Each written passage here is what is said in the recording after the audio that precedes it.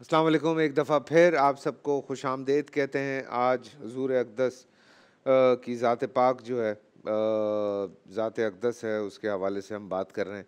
और रहमतुल आलमीन बड़ा खूबसूरत वाक़या याद कराया फ़तह मक्का का। इसके अलावा अब आपकी ज़ात पाक के हवाले से बहुत सारी जब हम बातें पढ़ते हैं, सुनते हैं, तो बहुत कुछ जानने का मौका मिलता है और समझने का भी मौका मिलता है। हम खुद नहीं समझना चाहते, ये एक अलग बात है। हज़रत हम तो सिर्फ़ ये आज का जो प्रोग्राम है, बेसिकली में क्वेश्चंस तो हैं नहीं, आज हिस्सा है बस अपना अपनी-अपनी मोहब्बत का, अपनी-अपनी चाहत का। तो वो हिस्सा हम सब कोई ऐसी बात जिससे शायद किसी की सोच में ये बात आ सके। मैं जैसे अभी जाते हुए कह रहा था, हम छोटी-छोटी बातों पे लड़ पड़ते हैं। हम छोटी-छोटी बातों पे एक-दूसरे का गला काटने के लिए तैयार हैं, एक-दूसरे को मारने के लिए तैयार हैं।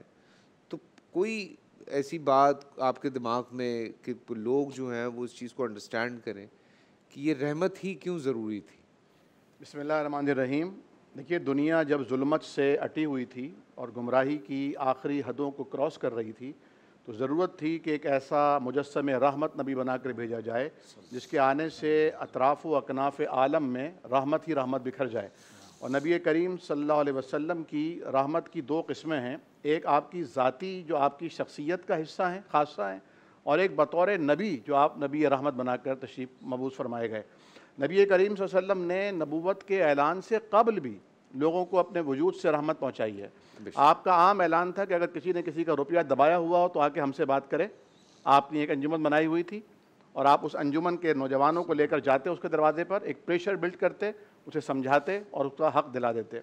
इसी तरह जब पहली वही का नुज़ूल हुआ और नबी करीम सल्लल्लाहु अलैहि वसल्लम एक जिब्रील अमीन को अपनी असल हालत में पहली बार देखकर घबराए और आपने फरमाया कि ज़म्मिलूनी ज़म्मिलूनी, आपको जाड़ा लगा, सर्दी लगी, आपने कहा मुझे उड़ाओ उड़ाओ, और फिर आपने फरमाया कि मुझे लगता है कि शायद मैं बचूंगा नहीं, पता नहीं क्या हो जाएगा, खबर नहीं, समझ नहीं आ रहा। तो हज़रत खदीजतुल कुबरा रज़ियल्लाहु तआला ने फरमाया था, कल्ला वल्लाहि ला युग़ज़ीक अल्लाहु अबदा, नहीं नहीं ऐसा नहीं हो सकता, अल्लाह आपको हरगिज़ ज़ाया नहीं करेगा। क्यों? उनकी खुसूसियात क्या गिनवाई थी?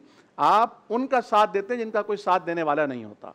आप बेवाओं की दस्तगीरी करते हैं, आप यतीमों का मावा बनते हैं, आप गरीबों का मलजा बनते हैं, आप अनजान लोगों की दादरसी करते हैं, तो आपको अल्लाह कैसे ज़ाया करेगा? और आप देखिए कि नबी करीम सल्लल्लाहु अलैहि वसल्लम ने नबूवत के मिलने के बाद भी फिर ये सिलसिला जारी रखा। और आपने फरमाया आज भी अगर कोई मुझे हलफुल फुजूल के लिए दुश्मनों की तरफ से भी कोई बुलाएगा, आज मैं भी उस काम के जाने के लिए और करने के लिए तैयार हूँ। फिर नबी करीम सल्लल्लाहु अलैहि वसल्लम का एक अजीम शान वाक़या जो वाक़या ताइफ का आता है, यानी ताइफ में एक दो दिन का काम नहीं था ये, आप कई हफ्ते वहाँ पर मुकीम रहे, आपने वहाँ दावत दी, आपने, और फिर आप देखें आपकी दावत कैसी होगी ना, कौसर व तस्लीम पे धुली हुई ज़बान, अल्लाह, यानी वो अल्फाज जिस अल्फाज को अगर पत्थर के सामने भी दोहराया जाए तो पत्थर मोम हो जाए, मुर्दे बोल उठें, पहाड़ साथ चलने लगें, लेकिन उन्होंने कबूल नहीं किया। ना सिर्फ कि कबूल नहीं किया बल्कि आपकी शान के को घटाने के लिए और आपको ईज़ा पहुंचाने के लिए जो औबाश नौजवान थे उन्हें ख़रीदा गया और उन्हें उजरत पर कहा गया कि इनको रुस्वा करो, इनके गले में रस्सी डालकर इन्हें घसीटो। आप यानी इमेजिन करें, तसव्वुर करें, आप जैसे फरमाने छोटी छोटी बातों पर वहाँ इतनी बड़ी बड़ी बातें हुई और हुजूर करीम बाग में पन्ना लेने पर मजबूर हुए। उस वक्त आसमान से मलाइका उतर कर आए हैं और उन्होंने कहा है, यानी ओहद के मैदान में आपके सहाबा ने नहीं कहा है, आसमान से आने वाले मलाइका ने कहा है। और अल्लाह के फरिश्ते अल्लाह की नाफरमानी तो करते नहीं, तो अल्लाह ताला ने भी उनको इज़्न दिया था कि जाओ जाकर देखो रहमतुल आलमीनी के मनसब पर जिसे फाइज किया गया है वो तुम्हारी पेशकश से क्या जवाब देता है। उन्होंने कहा कि या रसूलल्लाह आप बद्दुआ कीजिए, मैं दोनों पहाड़ों को मिला दूँ और इनका सुरमा बना दूँ।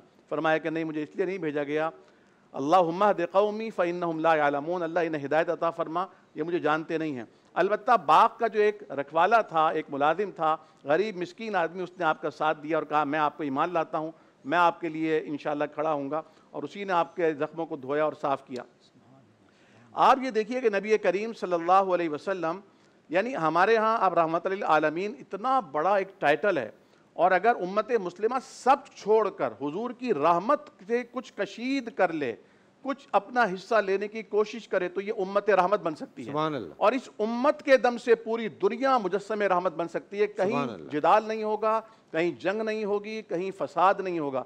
नबी करीम सल्लल्लाहु अलैहि वसल्लम, और देखें सवाल आया था, वो सवाल असल में तंज नहीं था, वो तनकीद नहीं थी, वो आज के मुसलमान उलमा को, मजहबी इदारों को आईना दिखाया गया था। और मैं समझता हूँ ये एक हमारे लिए लम्हा फ़िक्रिया है। और देखें यहाँ इस वक्त भी तमाम मक़दर फ़िक्र के उलमा बैठे हुए हैं ना, तो क्या हम मुसलमान नहीं हैं? हमें ये कहा जा रहा है या हमारे बारे में ये तासुर अगर लिया जा रहा है कि ये मुसलमान नहीं है, तो उन्हें जानना चाहिए कि अगर इस्लाम कुछ हो सकता है तो यही हो सकता है जो अल्हम्दुलिल्लाह पेश किए जाने की कोशिश हो रही है। क्यों? क्योंकि नबी करीम सल्लल्लाहु अलैहि वसल्लम इत्तेहाद के लिए आए थे, इत्तेफाक, आप इफ्तराक पैदा करने के लिए नहीं आए थे। बेशक बेशक बेशक। नबी करीम सल्लल्लाहु अलैहि वसल्लम की तालीमात का खासा और खुलासा हज़रत मूसा अलैहिस्सलाम जब तशरीफ़ लाए कोहे तूर से, तो उनके पीछे यहूदियों ने एक बछड़े को, सामरी के कहने में आकर एक बछड़े को माबूद बना लिया था। आप तशरीफ़ लाए, इतने गुस्से में थे, कुरान कहता है उनके हाथ में जो अलवाह थी तौरेत की, उन्होंने गुस्से में ज़मीन पर फेंक दी और अपने भाई की दाढ़ी और सर के बाल पकड़ लिए हज़रत हारून अलैहिस्सलाम के, और कहा तुमने इनको रोका क्यों नहीं, इतना बड़ा पाप और गुनाह होने कैसे दिया? उन्होंने कहा आप बात समझिए, मैंने इसलिए आपका इंतज़ार किया कहीं ऐसा ना हो कि उम्मत में इफ्तराक पैदा हो जाए, उम्मत कहीं गिरोहों में तकसीम ना हो जाए।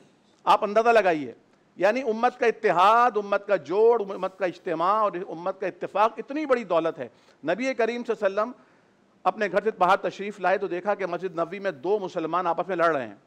आप उनकी लड़ाई को सुलझाने में इतने मगन हुए कि फिर आपने बताया कि अल्लाह ताला ने मुझे आखिरी रात की, उस रात, आखिरी अशरे की उस रात का तायुन करा दिया था कि फ़ला रात शब कदर है जो 1000 महीनों की इबादत से बेहतर है। और मैं खुशी खुशी तुम्हें उस बारे में बताने के लिए आया था, लेकिन तुम में से दो अफराद लड़ रहे थे। यानी शब कदर का बताना हुजूर ने मुअख्खर और मौकूफ़ कर दिया। उनकी लड़ाई को सुलह में बदलना इतना इंपॉर्टेंट था कि शब कदर जैसी अहम रात के तायुन का मामला आपने मौखर कर दिया। अल्लाहु अकबर। मैं ये अर्ज करना चाहता हूँ, रमज़ान जब आता है ना, तो आम से आम मुसलमान भी नरम दिल हो जाता है। उसे कुरान करीम पढ़ना नहीं भी आता ना, तो कोशिश करता है कि कुछ ना कुछ वो पढ़ ले। मैंने अपनी एक यानी मुलाजमत के बारे में ये भी सुना कि वो बेचारी कुरान तो नहीं पढ़ना जानती है, लेकिन वो हर साल बिस्मिल्लाह का ख़त्म करती है। मैं बड़ा हैरान हुआ, मेरे लिए पहला तजुर्बा था। मैंने पूछा ये कौन सा ख़त्म होता है? उसने कहा वो हर आयत पर बिस्मिल्लाहिर्रहमानिर्रहीम बिस्मिल्लाहिर्रहमानिर्रहीम पढ़ के ख़त्म करती है। तो ये बात अलग है कि वो क्यों ऐसा करती है, पढ़ना क्यों नहीं सीखती, कोई उसे पढ़ाता क्यों नहीं, जिस घर में वो काम करती है वो क्यों नहीं पढ़ाती। लेकिन आप जज्बा देखिए, आप जज्बा देखिए फैसल भाई, जज्बा क्या है। तो अब ये वो मौका था। देखिए ना, सारा साल तो उलमाए कराम को मीडिया पर टाइम नहीं मिलता, इस यानी रमज़ान शरीफ में इसकी बरकत से उलमा को टाइम मिलता है।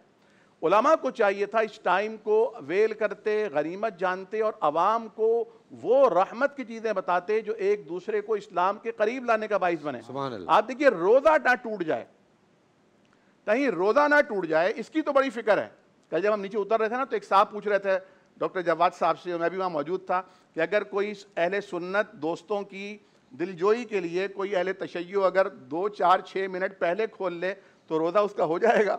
तो डॉक्टर साहब ने जवाब दिया कि भाई अहले तशय्यो है तो कैसे होगा। तो यानी अपनी फ़िक़ही एतबार से बिल्कुल दुरुस्त जवाब था जो आपने जवाब दिया। लेकिन सवाल ये पैदा है, रोज़ा टूट ना जाए, ये ना कर लें वो ना करने में कि रोज़ा ना टूट जाए, लेकिन इंसान का दिल टूट जाए, यानी दिल टूट जाए तो कोई उसकी अहमियत नहीं। जबकि अल्लाह के हबीब सल्लल्लाहु अलैहि वसल्लम अब्दुल्लाह बिन उमर फरमाते हैं, आपने खाने काबा को देख कर फरमाया था, खाने काबा तू अल्लाह के नज़दीक बड़ा मुअज़्ज़ज़, बड़ा मुतबर्रक है, लेकिन एक मोमिन की इज्जत अल्लाह के नज़दीक तुझसे भी ज़्यादा है, बैतुल्लाह से भी ज़्यादा है। अल्लाहु अकबर। सिग्नल तोड़े जा रहे हैं, सिग्नल तोड़े जा रहे हैं, यानी सिग्नल तोड़ना कोई जुर्म नहीं है, सिग्नल तोड़ना कोई गुनाह नहीं है। ये कौन बताएगा कौन सी रॉ में चलना है और कौन सी रॉ को पीछे आने वालों के लिए या एम्बुलेंसेस के लिए खाली छोड़ना है, ये कौन बताएगा? आप पत्थर उठा के यानी रास्ते से अपने हाथों से। नबी रहमत तो वो हैं कि रास्ते के हुकूक आपने मुतय्यन फरमाए। आप तो वो हैं, इंसान तो इंसान, एक भिपरा हुआ ऊंट आपके सामने आया और साहबे कराम ने कहा या रसूलल्लाह आप हट जाइए, ये नुकसान पहुंचाएगा, फरमाया इसे आने दो। वो आया और आपके बहुत तेजी से भागता हुआ आया, लोग डर गए, वो आया और आपके पैरों में आके बैठ गया, अपने सर को रखा और उसकी आंखों से आंसू बह रहे थे। फरमाया ये अपने मालिक की शिकायत कर रहा है जो काम ज्यादा लेता है और इसे खुराक और आराम कम देता है। तो वो नबी रहमत, उस नबी रहमत का कलमा पढ़ने वाले, उनकी बात करने वाले और कहने वाले कल उलमा वरसतुल अंबिया, उलमा अंबिया के वारिस हैं। तो अगर उलमा अंबिया के वारिस हैं तो उलमा के जिम्मे एक ही काम है और वो काम उम्मत में इत्तेहाद पैदा करना है, इत्तेफाक पैदा करना है, जोड़ पैदा करना है। तरावी की 8 रकात, 2 रकात, 5 रकात, 18 रकात, 20 रकात, 40 रकात तक का भी जिक्र है, 39 रकात का भी जिक्र है। ये बात अपनी जगह, लेकिन वही बात जो हमने कल कही थी, ये फोरम नहीं है। इस मौके पर आपको चाहिए आप बताएं कि हुजूर करीम सल्लल्लाहु अलैहि वसल्लम जब घर में तशरीफ लाते तो मुस्कुराते हुए आते। हुजूर करीम जब घर में तशरीफ लाते तो आपकी अहलिया मुबारक अगर सोई हुई होती तो आप सलाम इस तरह करते कि अगर सोई हुई हैं तो जाग ना जाएं, और अगर जाग रही हैं तो उनको आवाज़ पहुंच जाए। आप खुद तहज्जुद की नमाज पढ़ रही हैं कि अम्मा आयशा टटोलती हैं और देखती हैं कि हुजूर करीम के कदम मुतवर्रम हो चुके हैं, सूज चुके हैं। उनके रोने की आवाज़ से, जैसे हांडी चूल्हे पर रखी और पानी उबल रहा हो, वो रोने की आवाज़ से आँख खुलती है। लेकिन उनको नहीं कहते कि उठो आयशा तुम भी तहज्जुद पढ़ो। यानी एक रास्ता अज़ीमत का रास्ता है, एक रास्ता रुखसत का रास्ता है। ये रास्ते कौन बताएगा? यहाँ पर झगड़ा हो रहा है किस बात पर? यानी एक तरफ एक आलिम बैठे हैं, दूसरी तरफ दूसरे मसलक के आलिम बैठे हैं, दोनों आपस में झगड़ा कर रहे हैं। देखने वाला वो आदमी जो रमज़ान के अंदर मौलवियों के पास आया है। देखें, जब जुमा होता है ना तो मौलवी साहब के जुमे को सुनने के लिए कोई नहीं आता, खिताब को सुनने के लोग नमाज पढ़ने आते हैं। नमाज पढ़कर सबसे पहले नौजवान तबका बाहर चला जाता है। वो आलिम दीन के पास आना नहीं चाहता कि वो आएगा, पहला एतराज़ होगा दाढ़ी के ऊपर, तुम्हारी दाढ़ी क्यों नहीं है। दूसरा होगा टोपी कहाँ है तुम्हारी। तीसरा एतराज़ होगा कि पैंट शर्ट पहन कर आ गए, शर्ट पहन कर आ गए, सतर तुम्हारा पूरा नहीं, छुप नहीं रहा।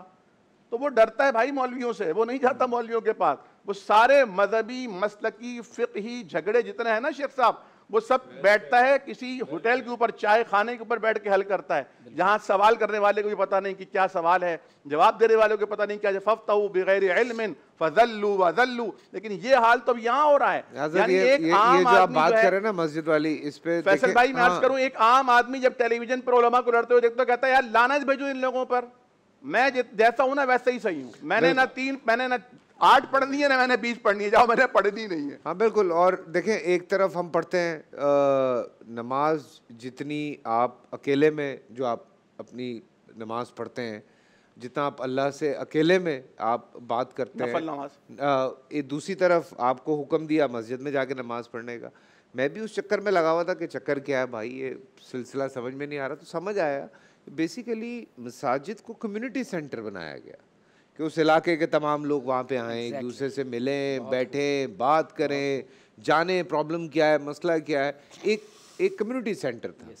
आज बिल्कुल आपकी बात बजा है, ये नमाज हुई, ये गायब। डॉक्टर साहब ने बड़ी अहम, बहुत खूबसूरत बात है, बहुत खूबसूरत बात है।